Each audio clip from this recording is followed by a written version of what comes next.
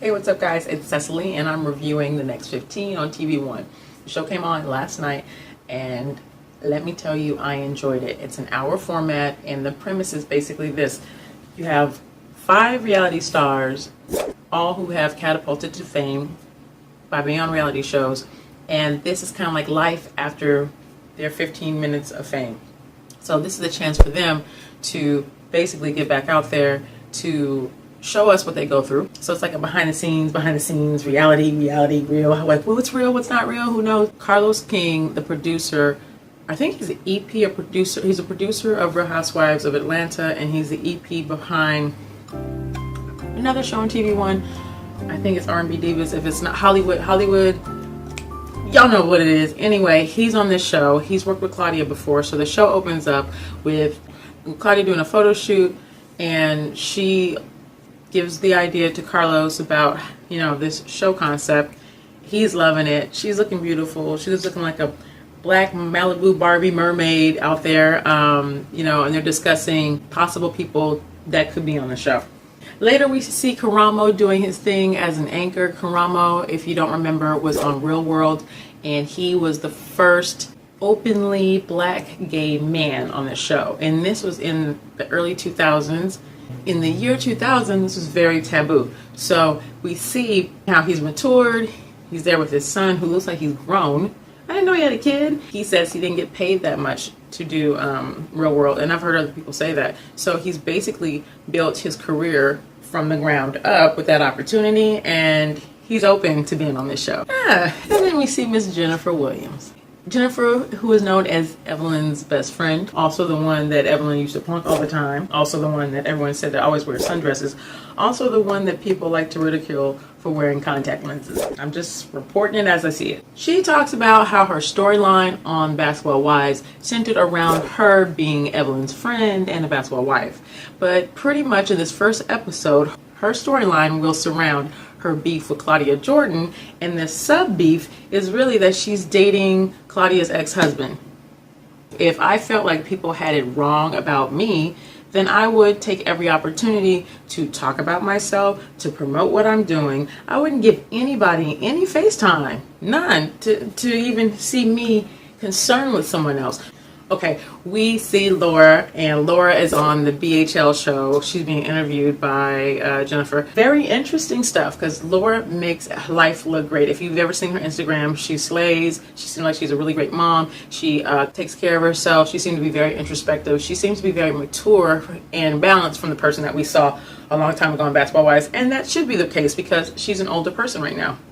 She's gone through it, and she's had all of our eyes looking at her while she went through it. She's talking about this email, and I'm like, what email was this? I have to go. Do you guys? Okay, look, I'm gonna find the email and I'm gonna put it in the description box because this sounds juicy. This email was supposed to be an email that between her and her ex, baby daddy, and it just sounds amazingly delicious. So I'm just gonna skip past the part where Elle and Jennifer talk because all they really do is talk about Claudia. This was your opportunity to establish yourself. This was your opportunity to talk about who you are and what you're doing and your cosmetic line, or why you dress your dog in human clothes. Like, this was an opportunity for us to get to know you. Instead, you use this on-camera opportunity to talk about Claudia and her sex life. Why do you care so much?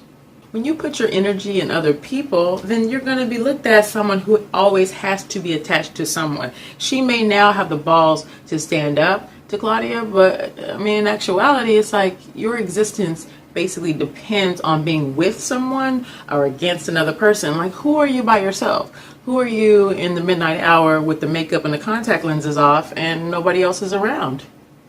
You say that you want to be classy and you don't want to be petty, but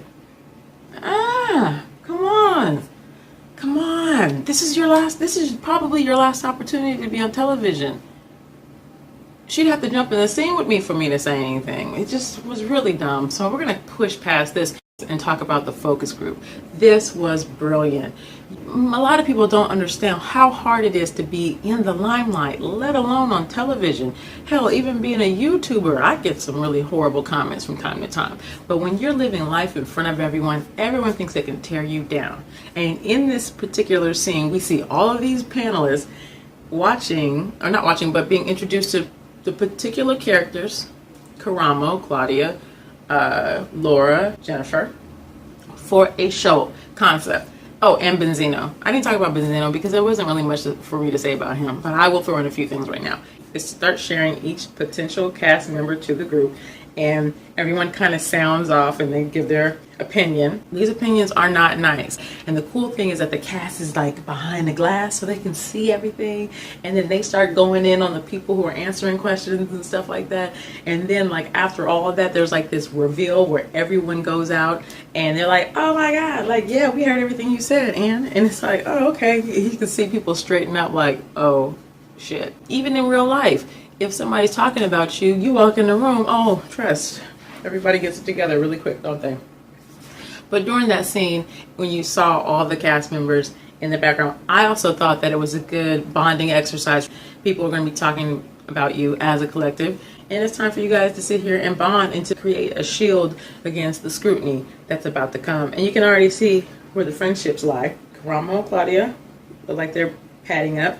Benzino and CARRAMO got that man thing going, so there's that. Jennifer's kind of off to a satellite, and Laura seems to be very neutral with everyone. I thought everyone handled the critiques very well, and they could have gone in on everyone, but they didn't. Claudia got me with the one-liners, child. She was so funny. She calls this one girl with blue hair Miss Meth USA. She said the girl looks like Struggle and Broken Dreams. Benzino went in because someone said something about his appearance, and he was like, if you saw me on the street, I could bag it. And I think he could too.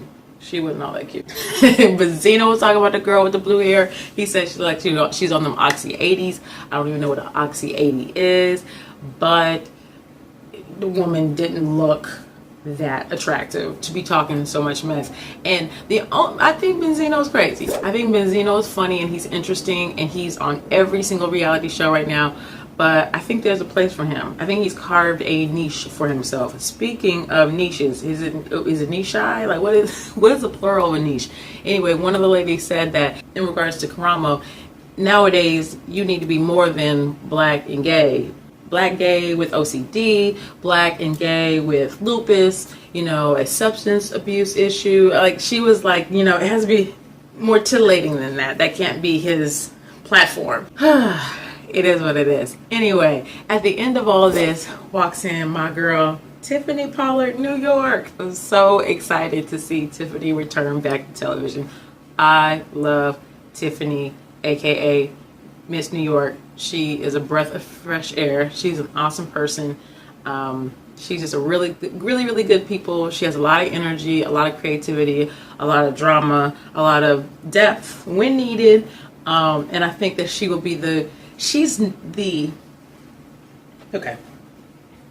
Because everybody in this particular group, even though they get loose, they still kind of have an air about them. They care about their angles. They care about, they make sure that they got their blocking together.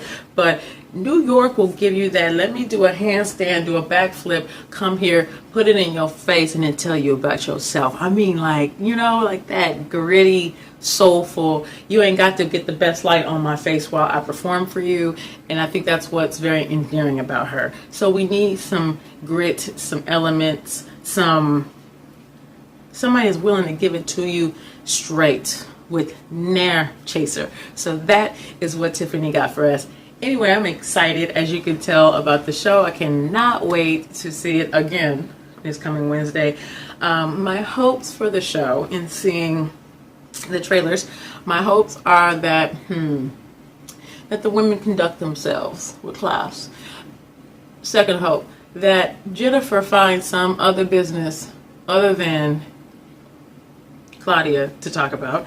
For CARRAMO to delve into his relationship with his son, to find out what happened. Like, what happened in between real world and now? Like, what is that walk like? What is it like? I mean, like, how does MTV VH1 nurture their reality stars? That's what I want to know. What happens to the reality star once it's over? We don't know. And I think we need to know that. I think that we'll be more compassionate towards them if we knew that. Right? You don't think so? I don't know.